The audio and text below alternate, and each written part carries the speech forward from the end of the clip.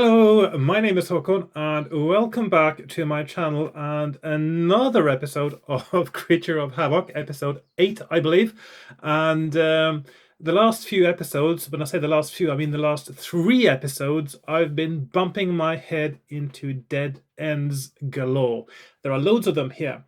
And last time I finally got to a point where I had no idea where I was supposed to go next. I've had a look at my map and I've spotted something that I think I overlooked before. Because several episodes ago, when I was exploring my map, there was a point when I saw some people in one of the corridors, and you had two options. You had either attack or wait and see. If you wait and see, they go away quietly. And if you attack, something else might happen.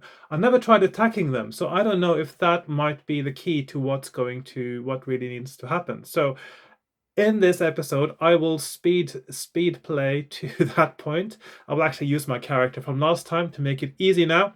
And I will talk you through what's happened so far. There is a really long background to this book, and if you don't know it, watch one of the early episodes, like the first one, for instance, in this series of playthroughs, and it will tell you the background story, which are the stories of Trolltooth Pass, which tells you important stuff that will be referenced possibly in this playthrough as well. So if you haven't watched that, do that. If you have watched it, you will know all about Jaradan Ma, about the vapors, and all those things already. So let's just get started. So without too much further ado, as some people say. So let's get started. Right, here we are on my desk, and I've got my supplies ready, got my character sheet, got my maps, my pens, pencil, dice, and my book. No cup of tea today. What's happening? I don't know. I'll have a cup of tea later anyway. So, right. So the story so far. So you are a monster. You wake up. You come to your senses, and you don't know where you are, who you are, what you're doing, what's going on. You don't know everything about what's going on around you. You don't recognize a sword as a sword. You don't understand what people are saying. And from that starting point, you have to find out what's going on, or at least that is what, it's not something you want to do, but it's something that you inevitably end up doing. There's some kind of deeply philosophical message in this, potentially. If you want to read it like that, you can actually do quite a nice in-depth analysis of this book as a kind of a Bildungsroman, I suppose. Anyway, so in the beginning, you don't even have free will. You are told there is a way going, there's something going west, there's something going east. Roll a die, and then you go make a choice based on the die and not on what you might want to do. So you don't have free will yet. But at some point you fight some adventurers, you eat a hobbit. Yeah, you like hobbits. And at some point you find a party of dead adventurers, and they have with them a flask which contains the first vapor. At least that's what we think it is, based on the background story. And it infuses you with reason. So you get the vapor of reason, and then you have a certain free will, although sometimes your animal instincts take over and you go for the hobbits without thinking. But you still need to learn how to understand language, and that is where we're getting to today. So first you find the vapor of reason, and you get free will, and then you fight some adventurers, and from them you take an amulet of a dull gray metal with a blue stone on it, and this is something you need twice, at least, in this book. It shows you secret passages. Without this thing showing you secret passages, you cannot proceed any further. It is the most essential item in the book, it seems, so far anyway. Then we get to the first secret passage, or the secret room that it actually shows you, and you find one of two things. There's a piece of armor or shield that will give you a better fighting skill and also make you bash down doors more easily. I don't think that's essential. I think that is something that's trying to trick you into picking up the nice shiny piece of kit, when usually it's the slightly more useless things that are the most useful. For instance, when you find the dull pendant, There is also some shiny, nice bracelets and things like that trying to distract you. No, you want to go for the dull, seemingly boring bits.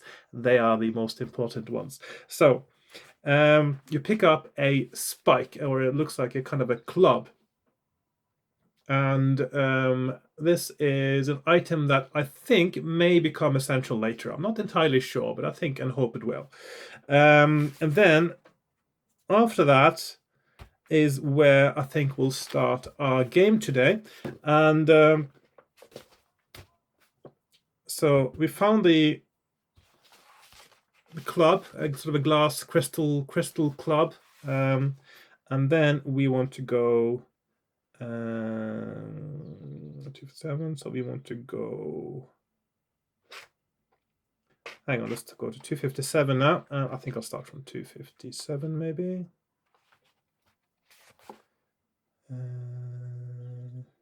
Okay. Right, so this is, of course, the same place where we find the secret passage. So you cannot see a thing, which was the clue to when you could use the pendant to find a secret passage. And this is a very clever clue, because if you haven't found the pendant, you don't know there is a clue here. So I quite like that. That's, I think, one thing that Steve Jackson is really good at. He likes his clues and hints. And I differentiate between those two, because a clue is something that you find it and it says if you are there and there, then you can subtract 20 from your paragraph number and something will happen. That's a clue. A hint is when there's something in the text that might sort of, when you have a choice, it's not just a random choice like in any Ian Livingstone book. You actually may have got some piece of information from something that was written that will help you in that choice. It's no longer a random choice, it's a puzzle. It's something that you can make an informed choice or a calculated guess with a higher probability of success, because something in the text has tipped you off very subtly sometimes to the fact that what the right choice is. And that's what I call a hint. So clues and hints. Yeah. You cannot see a thing. Your feet shuffle noisily through the straw which covers the floor as you grope around the walls for a way out. If this cavern is the lair of another creature, then you may well be walking straight towards it. But you hear no sounds other than your own, and eventually you reach a hole in the rock which is large enough for you to walk through and leads to a passageway. You continue slowly along the passage, still groping your way, but you stop when a blue light flicks on in front of you. The welcome hue of a glowstone makes you blink and turn away until your eyes become accustomed to the light. When you are finally able to take in your surroundings, you find that you are at a junction where you may turn either to the east or to the west. I'm going to go west now, because this will lead me back where there were some people, and I have no idea who they are yet. I've only been there once. Yeah. The passage continues west, then turns sharply to the right. A few paces along the corridor, you reach a junction where you can go either west or north. And this is where I want to go west again. Yes. So west, 280. A short distance along the passageway, you stop and listen. Distant footsteps and the clanking of metal warn you that creatures of some sort are heading in your direction. Do you wish to return to the junction and head north, or will you continue in the direction you are heading? I will continue in the direction I'm heading, because that clinking sound is the party of adventurers, possibly, that I want to meet and see if they have something interesting. The footsteps and clanking get louder and louder. Oh, by the way, sorry, I'm distracting myself from this now. The reason I missed this bit when I was looking at my map first is because if you look here, because my map was so cramped, the paragraph with the option I didn't take is actually so small on my map that I overlooked it several times now. It just disappears in the middle here because there was no room for a full-size square. So yeah, that's why I missed it the first few times. So when I was looking at my map again yesterday, and I was when I did my previous episode, when I recorded my previous episode, and then I found this bit. Not I haven't looked at, I haven't done that one. Right. The footsteps and clanking get louder and louder. You can feel your anger rising, and your lips curl back to bare your teeth. Suddenly, the footsteps stop, and you hear hissing noises. They have heard you approach. The passageway is rough and twisting, and you are straining to see any signs of them ahead. You step nearer and nearer, and they are doing likewise. Finally, you reach a length of straight passageway. Ahead, you can see the dull light of a glowstone, and picked out in the light are two human faces. Evidently, they can see you too, as their reaction is similar. You stare at each other for a few moments. They hold their ground. Do you want to attack, or will you wait to see what they do? So if you wait and see, you just shuffle off. I want to attack them now, see what happens. If this is different, then that will make a big difference. 258. With bared teeth and claws at the ready, you storm along the passage towards them. They stand their ground, draw their weapons, and prepare themselves for battle. The leading adventurer lays a brown sack on the ground and raises his weapons as you approach. You must fight both adventurers one at a time. Oh, one at a time. That's unusual. Usually it's both at the same time. The passageway is not wide enough for them both to attack. So we have... let's see. So we have 1, 8, 9, and a 7, 8. If we defeat them both, go to 13. And now there's absolutely no room on my map at all. So I'm going to have to move this over here. It's going to be a very colorful map, you might say, quite a fascinatingly structured one. But I think when I have seen people's sketches of Creature of Havoc maps before, they have looked quite chaotic, actually. Right, so 13 is 1, and this is 8, 9, and 7, 8. Okay, let's go. So we have,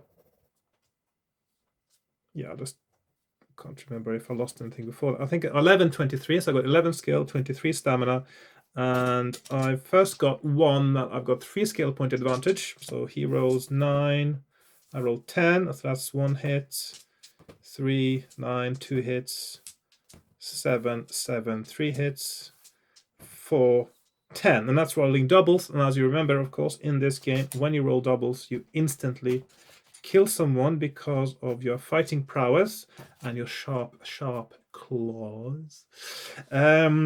So yeah. Next one, I've got a 4 skill point advantage. He rolls 6.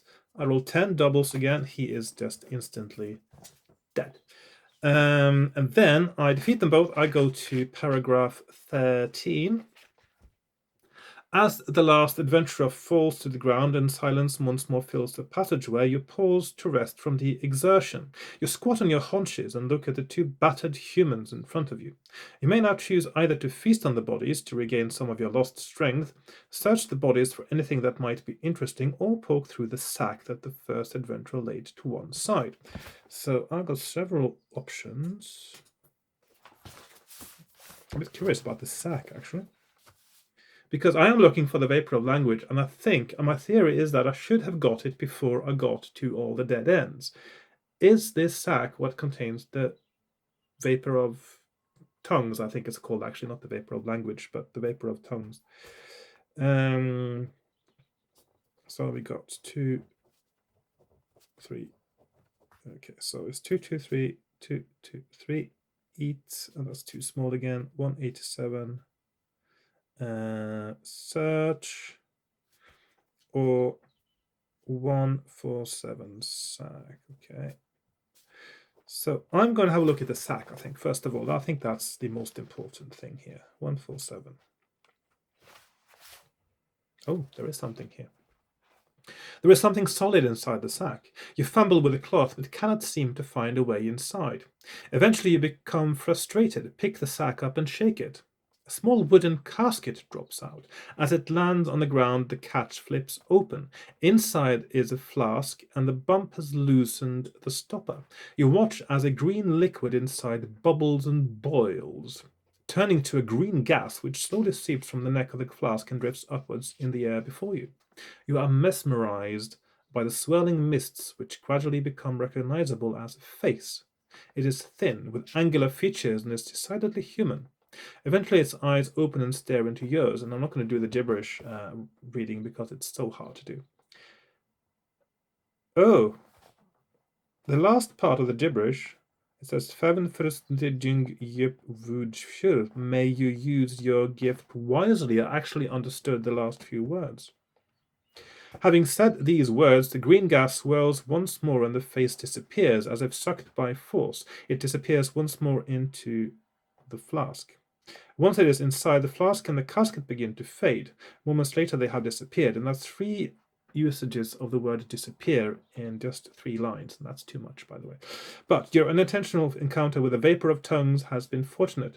The spirit has bestowed on you its gift of language. From now on, you will understand most languages as spoken or written. You may translate coded speech by turning to reference 283, where you will find the secret of the code. Okay, so we have 283. Let's find out what is the secret of the code. I have thought before there must be a code, because otherwise the clues wouldn't be worth anything if they'd just given in that kind of gibberish. So 283 says, you were able to understand the last sentence of the spirit's words as it has passed on its gift. Throughout the book, you will find coded speech. Now that you have the gift of understanding, you can translate the code. Otherwise, all speech seems incomprehensible to your creature's mind. The secret is this. There are 3 rules to this code. Firstly, each vowel is replaced by the following letter. Thus, A becomes B, U becomes V, etc. Secondly, spaces between words are replaced by the last vowel to have been used. Thus, all vowels mean nothing, or rather they mean there's a space. They only indicate spaces between words. But actually, they don't mean nothing. That means that it tells you exactly what the last vowel was as well, making it a little bit easier for you to read it. Finally, the actual spaces between words as they appear are entirely random. Okay, that makes more sense now, how this writing looks like it does. They mean nothing and serve only to mislead. With the information, you may now continue by turning to 137. Add 1 luck point for this discovery, but note this reference as you may want to return to it later to translate code. Okay, let's have a look at the what the gibberish it says here now. So the first letter is J, so that could be a vowel, and that would be I, wouldn't it? And the next vowel, yeah, of course, and it follows by a vowel. A vowel is a space, and it's the same as the previous vowel. So I, H is probably, yeah. So I have been awakened from my slumber. Who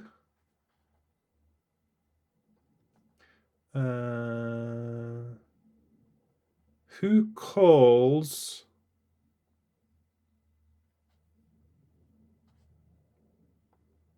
on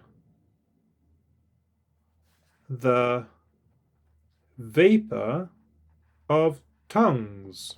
This is kind of cool, actually.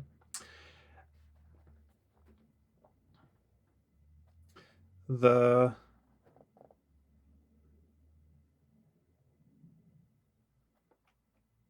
heavenly bodies have taken their positions.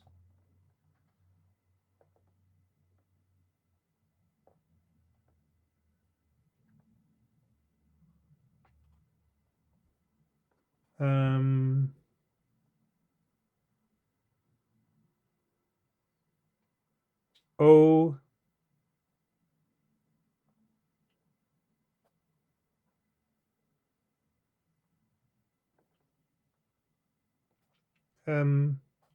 oh, yes. Oh, yes. Okay, yes. Of course, the O there confused me a bit, but that was, of course, from positions. My gift is granted.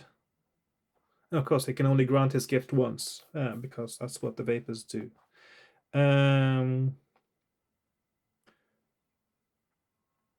For And of course, F can be both a vowel or a consonant. One has to be aware of that as well. But in this case, it's a consonant. For better or worse, my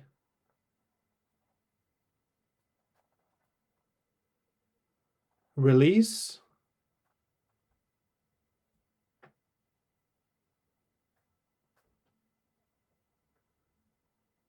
best bestows on you the understanding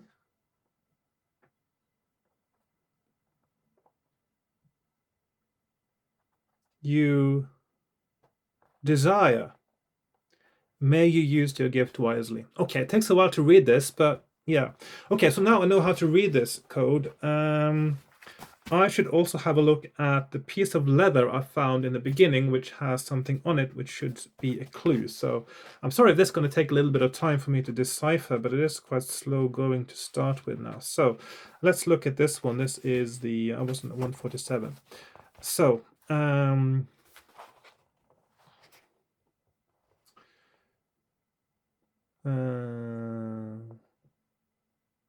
swine, swine, swine. SWINE.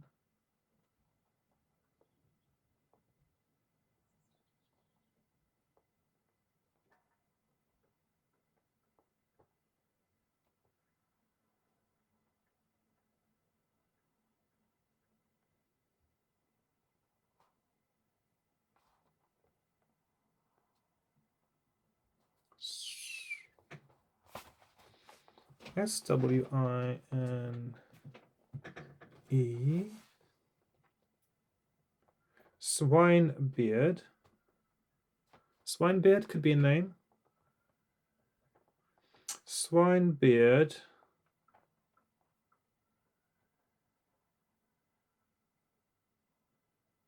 of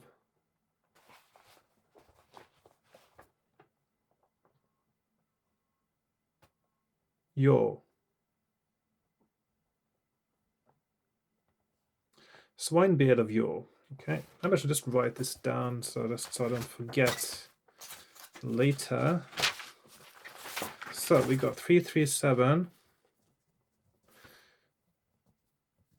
Swinebeard.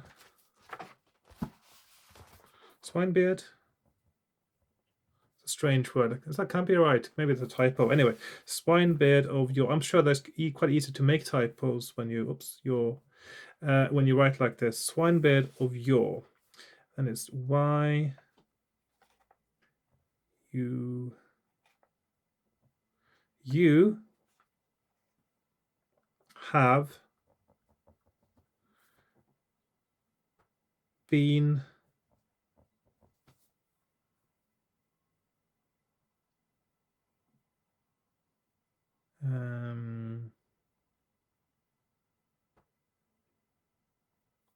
you have been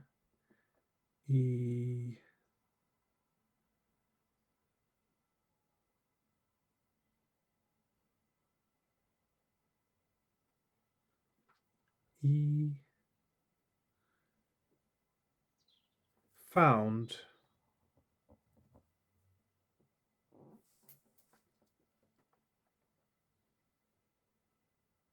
guilty.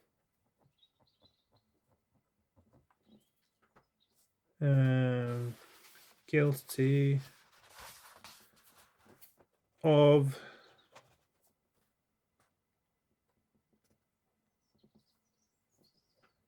the crime of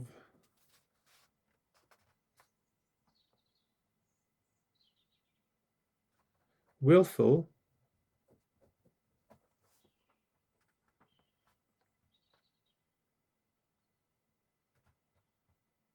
and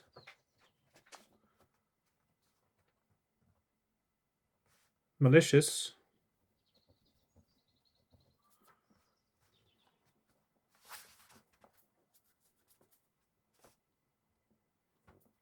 arson.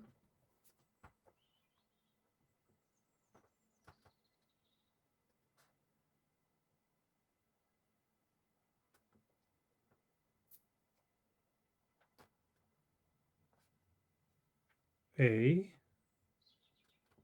most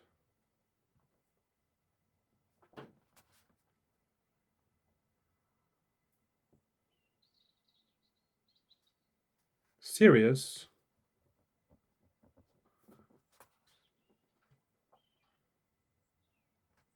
offense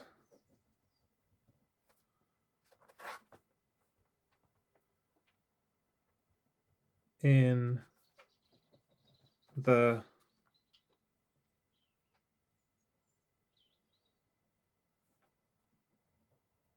dry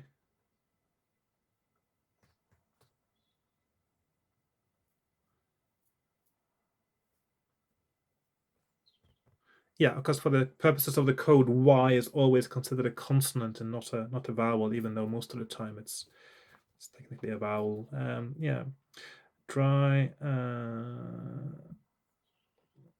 region.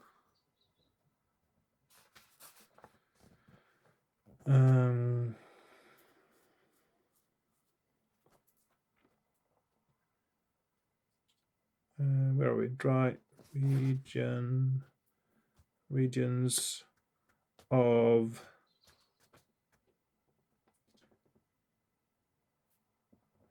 Salomonis. Salomonis was mentioned in the of course in the background story.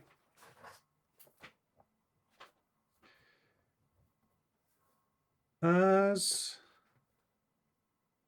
punishment,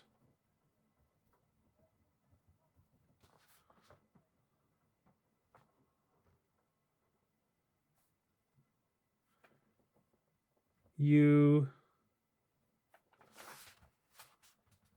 are sentenced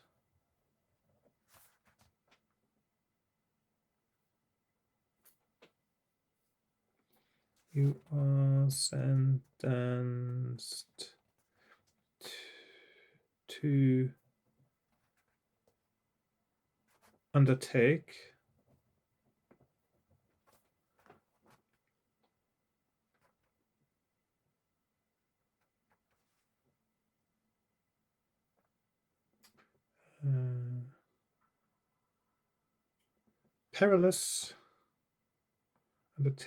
a perilous mission of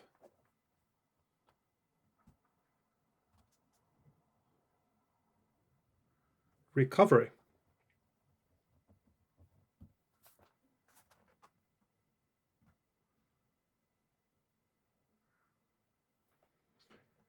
You must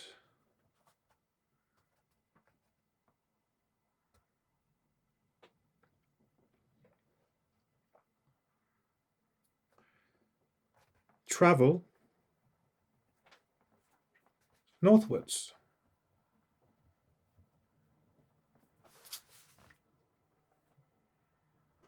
and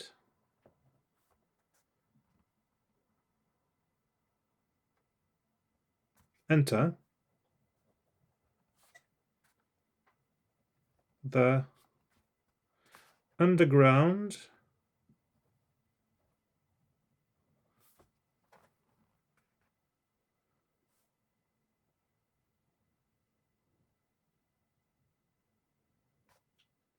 domain of Jaradan Ma.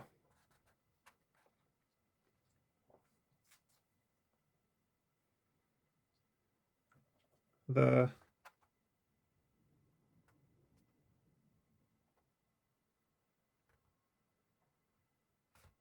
Ma the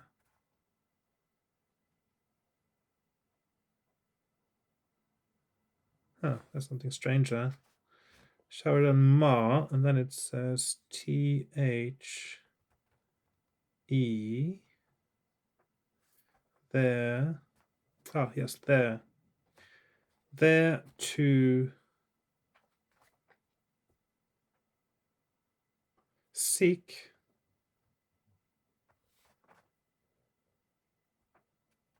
out and recover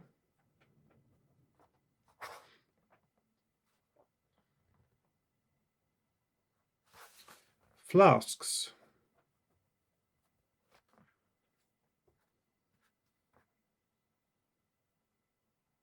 containing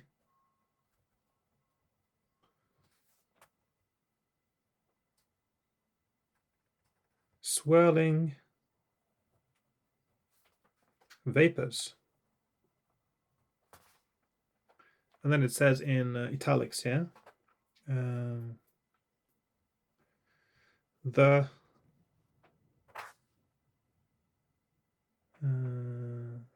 these are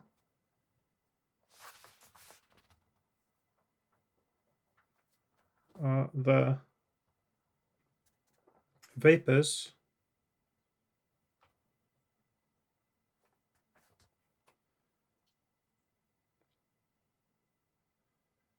of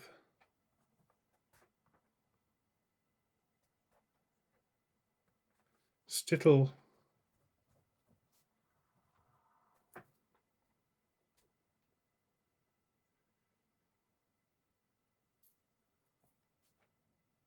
the vapors of Stittle Road,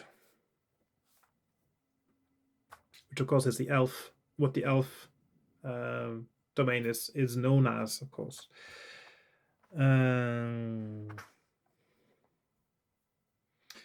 These are the vapors of Stittle Road. You must find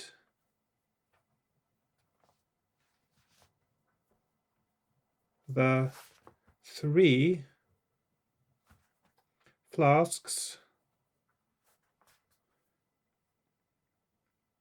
containing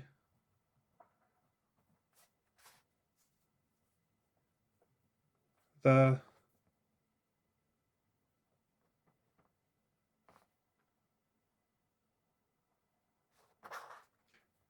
vapors and return them to this court.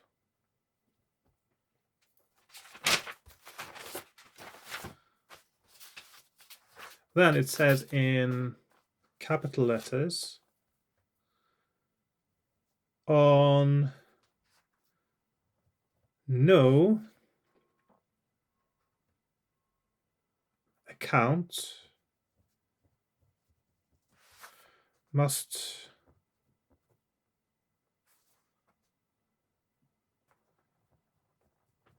they be opened. Yeah, we know that, don't we? Oh, it's getting darker now. Let's get some more light in.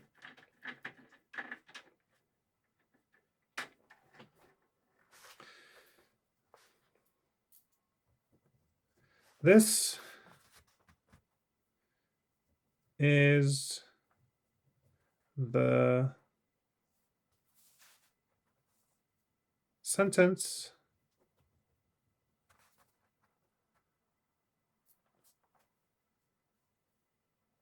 of the court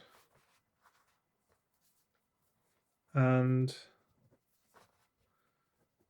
the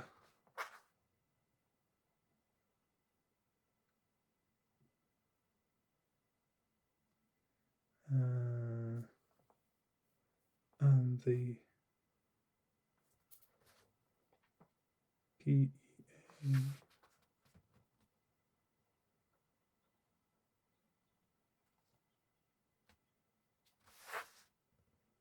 And the geese has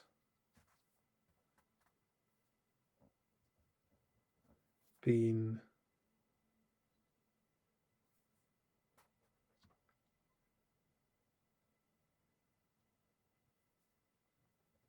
cast.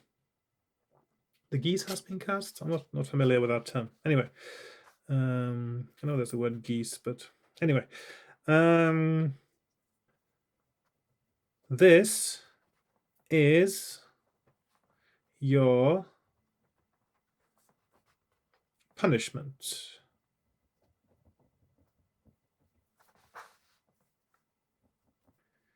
You must succeed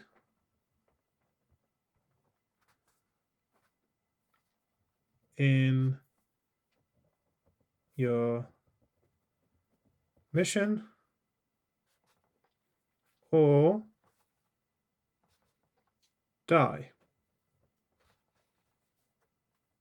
in the attempt. Underneath this writing, it's getting brighter again. Underneath this writing is more, but written in a different style, it says. And then it says, vapor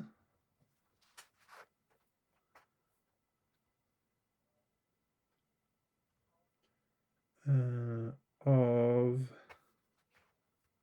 knowledge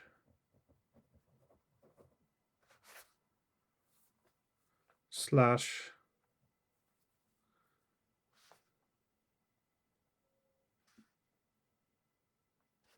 FLB.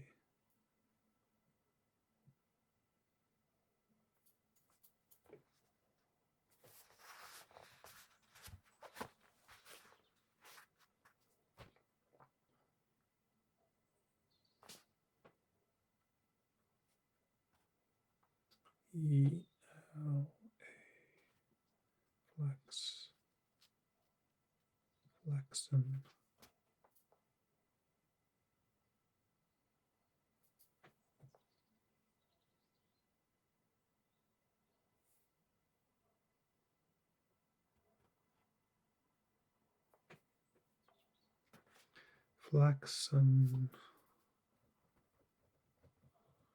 Flaxen main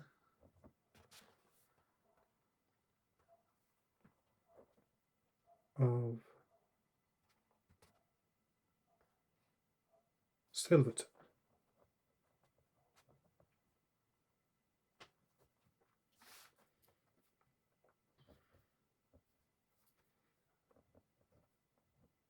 Winged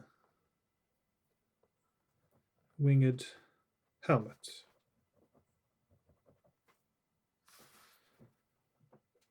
Okay, so there's a note saying that vapor of knowledge is picked up by Flaxen Mane of Silverton in the winged helmet. And of course, when you find the vapor of knowledge, of reason, it is in the possession of a dead adventurer with the winged helmet. So he is called Flaxen Mane of Silverton. Okay, so this takes quite a while to read this thing, but it says here, on no account must they be, yeah, so open. So, and of course, Yor in this case is not of long time ago, but of the place known as Yor, Swinebeard of Yor. So that is the corpse that I found right at the very beginning, and that was what he had. So this message doesn't really give me any sort of clue as to what I'm supposed to do next, but there may be others now that I understand what people are saying. So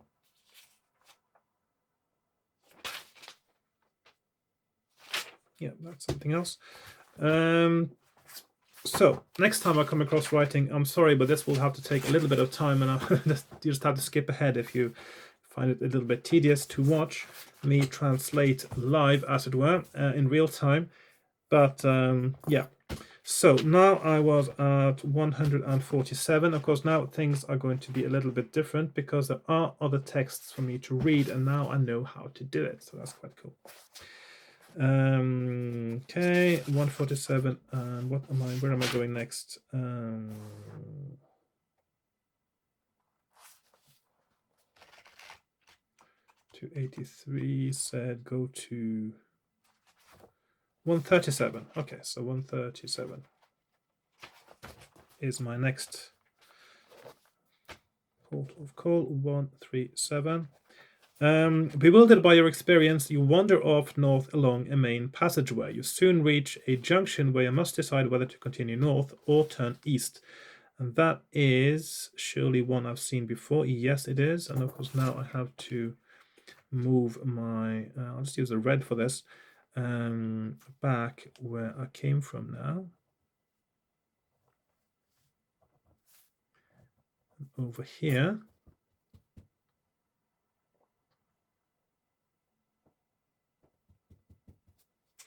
And then if I go east, 204, the passage runs straight ahead until you reach a solid wooden door. It is locked and looks much too sturdy for you to break down. But in the center of the door is a huge metal plate with a heavy ball pivoted above it. Will you use the ball to hit the plate to attract the attention of whoever is inside, or will you return to the junction? I will attract the attention because this is where I can find an item which will give me a little bit of piece of armor, actually. So it's the Rhino Man again. We like the Rhino Man, don't we? The heavy knocker booms loudly on the metal plate. A grunting noise comes from behind the door, and you can hear feet shuffling as some sort of creature responds to your knock. The door slowly creaks open and a long snout appears.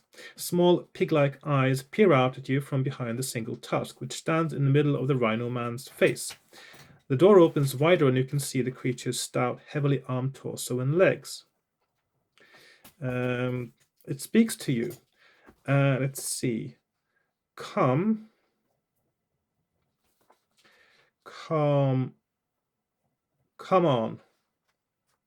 on then.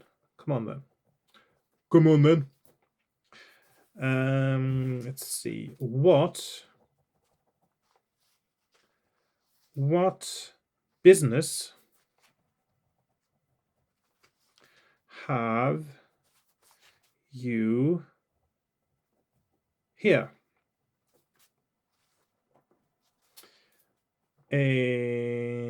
Answer quickly.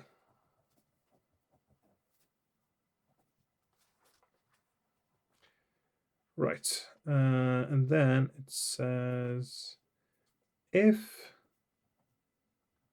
you can understand. Aha. Well, this is text. The text under here is actually directed to you. It's almost like a clue. If you can understand the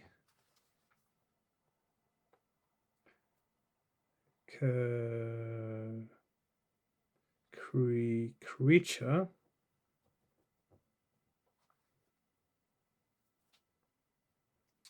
turn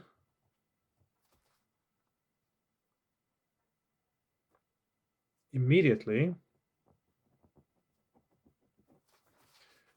to reference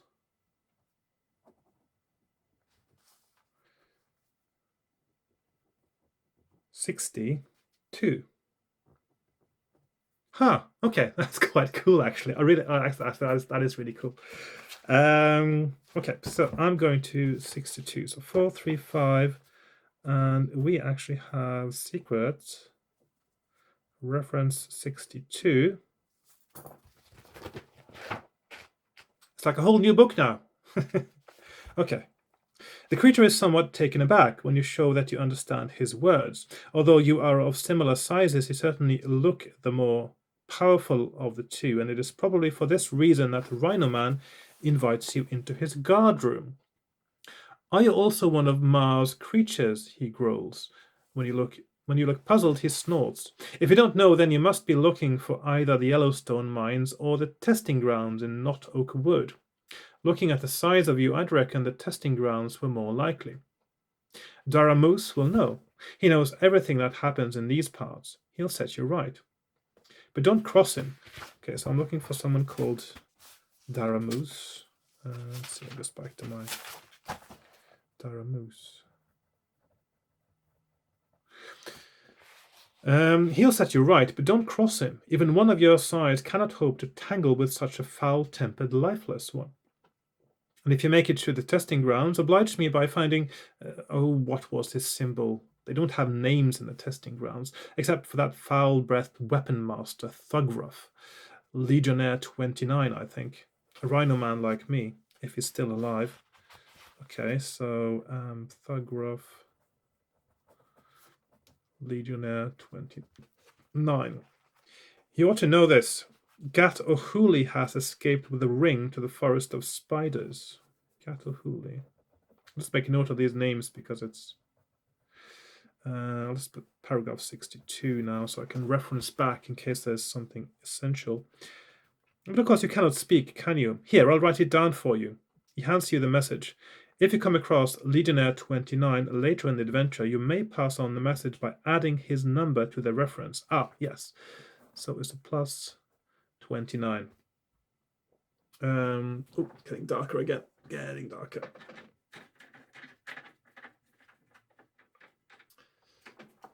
It would be easier for me just to cover the window when I'm doing this, but yeah. So there is actually a clue. So this is a clue. So Legionnaire 29. Okay. You rise to leave the guard room. The Rhino Man gives you directions.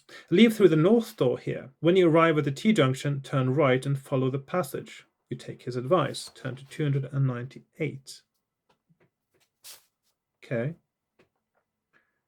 298. Do I have a 298? Yes, I have a 298. Okay, so I don't get the... so in this case, because I didn't kill the...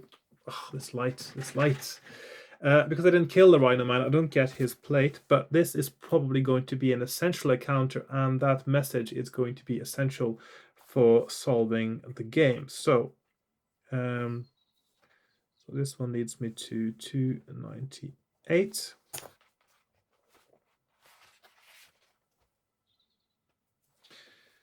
Okay, 298. You decide to choose the eastward passage, and you follow it to a sharp bend to the right. Almost immediately after the bend, you find yourself at the foot of a staircase, and you climb the stairs carefully. Then a corridor leads straight ahead southwards until you reach a T-junction where you may turn either east or west. Now, going west, I discovered before, was apparently a completely dead end. Which means that I have to go east, 373. Now there's been some other things I've seen writing. So there was, because I found over where there was some kind of demon, there was some kind of library, so I'll have to go and have a look there and see if there are any things written I can decipher. The rocky corridor continues for some time and then turns sharply southwards. Ahead of you, at the end of the passage, is a sturdy wooden door. To your left is another door. Would you try the door ahead? Let's see. So I don't want to try the one on the left because that's just a battle. I want to try the one ahead, 15. All is silent as you enter. The room is large with a high ceiling and a musty smell permeates the air. Okay, this is one of the boxes. There are 4 doors leading from the room, one in each wall. A long table stands in the middle of the room, and on it is a short stick with a metal head lying next to some small spikes. A couple of planks of wood are resting against the table. This is evidently a workroom of some sort. In one corner of the room, you find the products of the work carried on here. 2 tall and thin wooden boxes, almost as tall as you are leaning against the wall. They are standing next to a hole in the wall just above floor level, which is wide enough to fit one of the boxes through. You puzzle over this for some time. I'm just going to ignore that. Oh, hang on. if you look inside the boxes and you get cursed, but before you get cursed, there is somebody talking to you. Okay, I'm going to save my game now, and if listening to what he has to say actually makes a difference to what happens, then that is going to be important. If not, then I'm not going to have done it. So 217.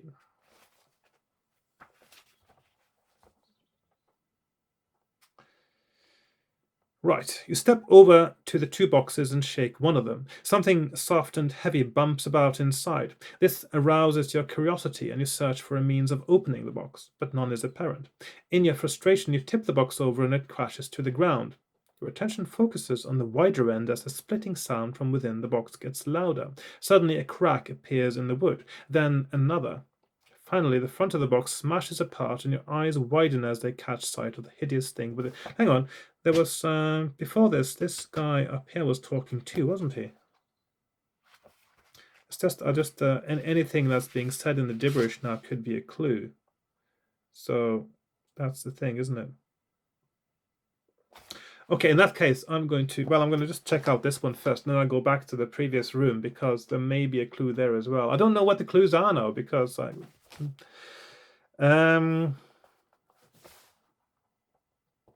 so this guy says, who disturbs the rest of the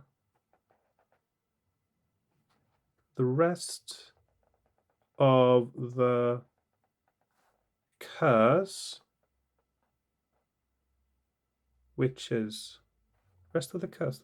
We disturb the rest of the curse witches. Foul creature, you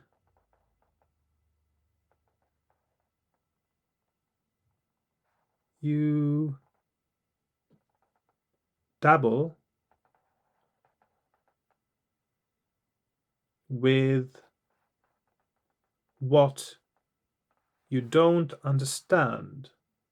None may interfere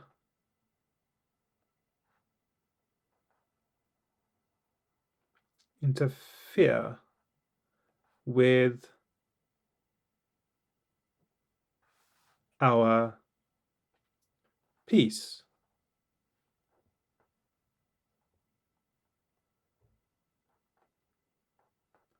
Save for Jaradan Ma, the master.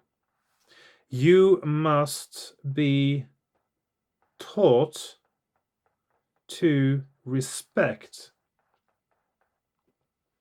the sleep of the undead, and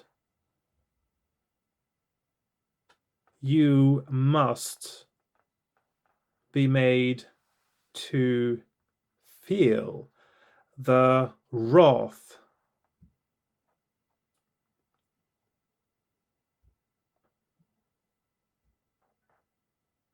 of the curse witches. Okay, so that's it. You get cursed regardless. So what I'm going to check out now, I'm going to go to this room before just to see if there was anything in the in what is being said there that actually is important. So I'm going to go to 241. So I'm going to open that other door first and have a little look. So as soon as you enter the room, two blood orcs, warty creatures with powerful jaws and piercing front teeth, get up from a table and grab their swords. A voice is coming from behind them, and you look up to see an elderly human with dirty robes and a long white beard groping the air in front of him and calling out. Who is it? What is happening? What has disturbed us? Oh, he's blind. Please, God, release this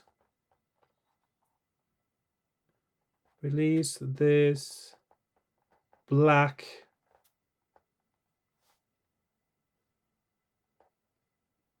eyesore. Eyesore? Read this black. No, that's not right. Read this black. I release this black eye curse. Oh, release this black eye curse. Okay, so it's got a curse that makes him blind. Okay. I'm just going to ignore the battle now because I've done this so many times. Okay. So, with the lifeless blood orcs lying at your feet, I'm just going to pretend I would won the battle now because I don't know, I can't be bothered. With the lifeless blood orcs lying at your feet, your attention now turns to the human in the dirty robes. He is staggering about in fear for his life, his eyes tilted slightly towards the ceiling. Okay, so he says, excuse me, okay, I'm just going to write this one down as well. Now, I'll see if I can get used to reading this now.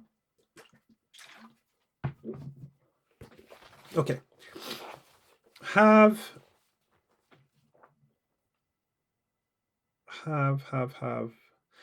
mercy on a blind man who ever you are. If you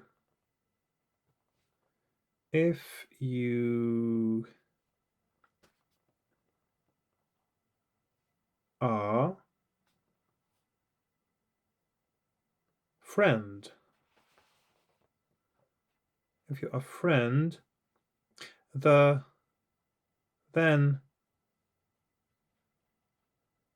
lead me from this place. If you are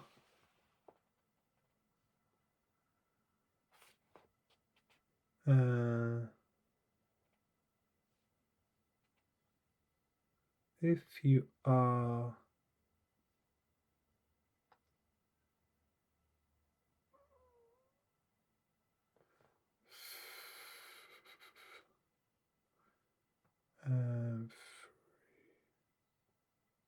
if you are FPFE,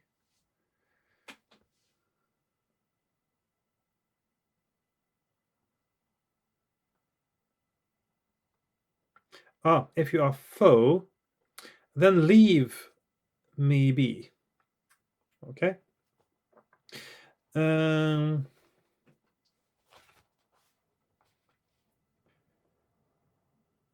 You are strangely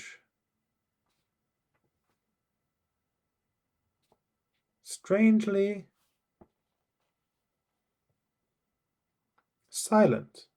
Who are you? You're strangely silent. Who are you? Do you understand me? My God in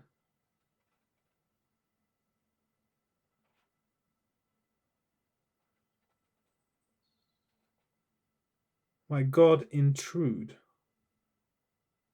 Okay. If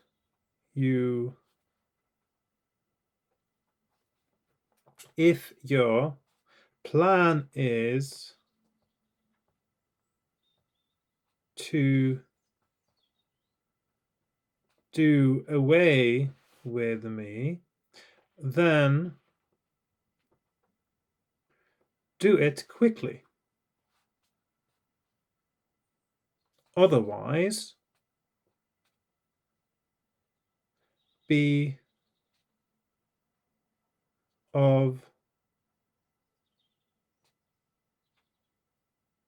Be off. Otherwise, be off with you. Otherwise, be off with you. If you can understand the human, turn to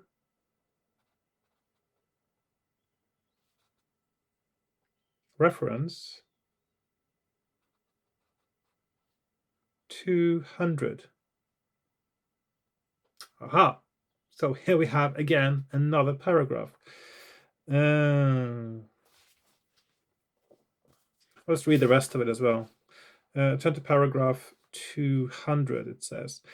And then it says, so what is it to be? Is not my misery enough? Show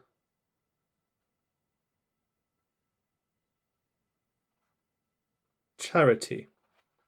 Go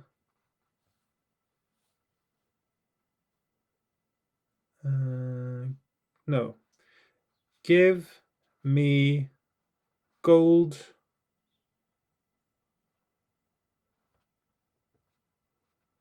and feed me. Or leave me be. Okay, but I'm going to paragraph 200 now. So that is my... so there we are. At least here there is a room on my map. Secret paragraph 200.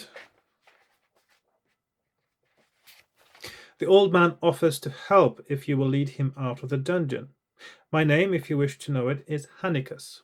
I remember Hannikus from the introduction. I can't remember what he was doing now. I know much of what goes on here, he starts. For I was the keeper of... Oh yes, him. He was the keeper of the dungeons. The keeper of these dungeons before Jaradan Ma decided that an undead would be more ruthless than an aging wizard, and gave the damned Daramus, cursed his soul, my position. The only reward for 36 years' service was my black eye curse and a future as a plaything to be held captive at Daramus's pleasure. All this is interesting to you, and you allow him to continue. I can lead you straight to the undead keeper if you will lead me, if you see what I mean. We must travel east until we reach the lair of the chatter matter, but ignore his prattle, for he seeks only to feed on your flesh. North, then we must travel to reach Daramus. I can help you slay him with this. From inside his robes he pulls a silver ring which has a large bulbous stone set in it. He walks over to you and gropes for your hand, finding it eventually. Look, this ring will fit any finger, even yours. There. When you meet Daramus, smash the stone into the wall. It will break and release a deadly gas. Deadly, that is, to the undead half-elf. It will not harm humans, and will no doubt have no effect on you. Add 2 luck points for this information, so plus 2 luck. Okay. You look at the ring on your finger. So ring. Okay, so we have a silver ring. Okay, silver ring. Silver. Ring, comma, silver. The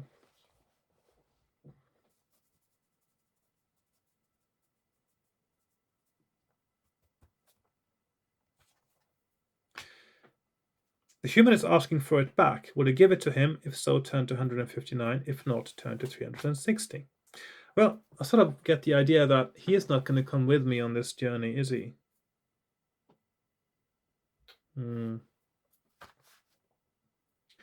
Let's see.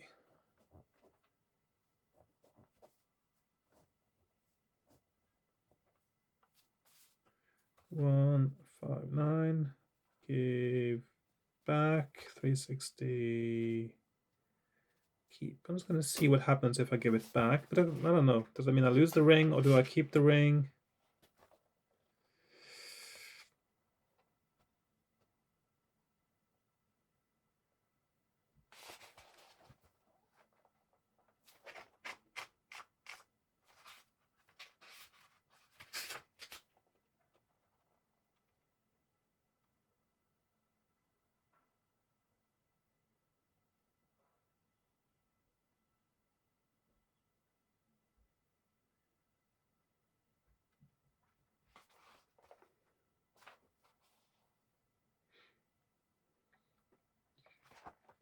I have to keep the ring, obviously, because, well, what's all the other paragraphs indicate to me that there's absolutely no path of this where he is actually coming with me, so I must keep the ring.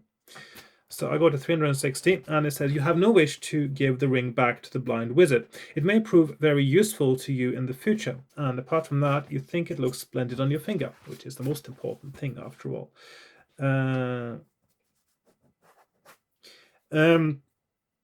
The old wizard wants you to lead him away, but your attitude is mixed. He may slow you down, and you have learned all his useful information. You stand up, brush him aside, and leave. If you come across Daramus, you may use the ring as follows. When you are given the option to grab him and do battle, add 50. So 50, that's, let's see, grab. Add 50 to the reference you're on at the time and turn to this new reference. Now turn to 138. So 138, which is the same as to leave in the normal way after having killed him or possibly even eaten him. So this is, and this is where you have clue and grab plus 50. Okay. So we are coming along. We are coming along. We are coming along. I've got all these little bits and pieces now that I have missed. So that means the next thing that really is, I'm going to skip a few things now. I'm going to go through that room with the boxes. I'm going to go to the doors, and then I am going to go to 122. I'll have to fast forward a little bit now, I think, because all this translating is slowing me down as well, and I want to sort of get on with the adventure. And we know the way quite well now. I presume that watching this episode 7, you would have watched the other ones. Otherwise, it would be a bit strange watching episode 7 first. So you follow the passage eastwards, peering ahead as the glowstones flick on to light your way. Eventually, you arrive at 2 doors, and you listen for any clues as to what may be beyond. No noise comes from behind the door in the north wall, but there are definite sounds coming from behind the door in the east wall. And this is where I think I have to do the north wall, because there is possibly a clue there as well. So I'm going to go to... Do I get back to... Hang on. So I'm not sure if...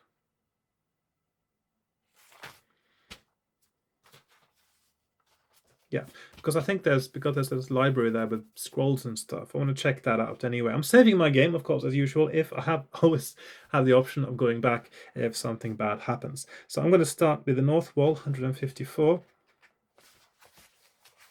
The door is locked. It may be possible to break it down. Yeah, I'm breaking it down. The door cracks as you charge it, and eventually you break into the room. Take 1 point of damage.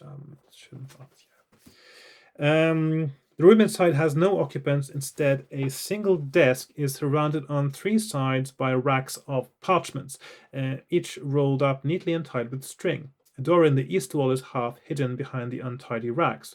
Do you want to head out through this door, or will you pick up a parchment to see what it says? I'm going to pick up a parchment to see what it says now.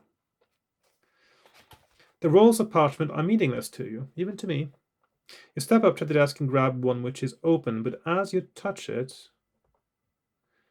a loud noise startles you. You wheel around and your eyes widen as you see a hideous beast taking shape in the corner, materializing out of thin air. It is taller and bulkier than you, and its rough skin looks to be made not out of living flesh, but out of the rock itself. Its huge fists are covered in irregular bumps, and its eyes glare at you in fury from its wide-mouthed face. The rock demon you are facing takes a step towards you, and you must quickly decide what to do. The creature looks much more powerful than you are. Will you battle the demon, or will you escape? So I'm going to battle it because I want to have a look at these parchments. There must be something here that is interesting to me. As the demon advances, yes, you stand your ground and prepare to attack. When it is almost upon you, you swing your fist into its chest. Your fist passes right through. You swing again, and the same thing happens. You step forward into the creature and thrash with both hands. Your hands touch nothing. Oh, this light.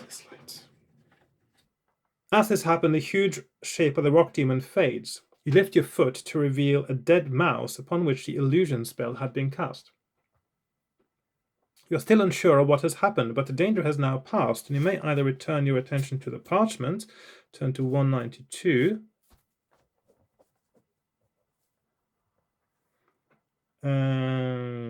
or leave the room. If you decide to leave, you may use either the door in the south wall through which you entered, turn to 450, or the door in the east wall, turn to 365. Okay, so 192. Once more you pick up the parchment and stare at it. The writing is not neat, but you can just about make out the following message. Right. And as it just so happens, I have to start making dinner. So I'm going to have a little break now. And I'm going to start from this point next time. So because this has been a decently long episode, I think. And very exciting, of course. I finally learned how to read this gibberish, but of course it takes a while. And so what I will do is I'm going to pause my game here, and I will continue in the next episode, where the first thing I do is trying to see if there's any important information in this scroll that will help me in my adventure onwards. Of course, I've already found 2 things that will help me, certainly. Ooh. There we are. That seem essential as well to winning the game. So yeah, I'll see you next time, and I hope you enjoyed this episode, and I hope you will enjoy the next one as well. So goodbye for now, and thank you for watching. Bye bye.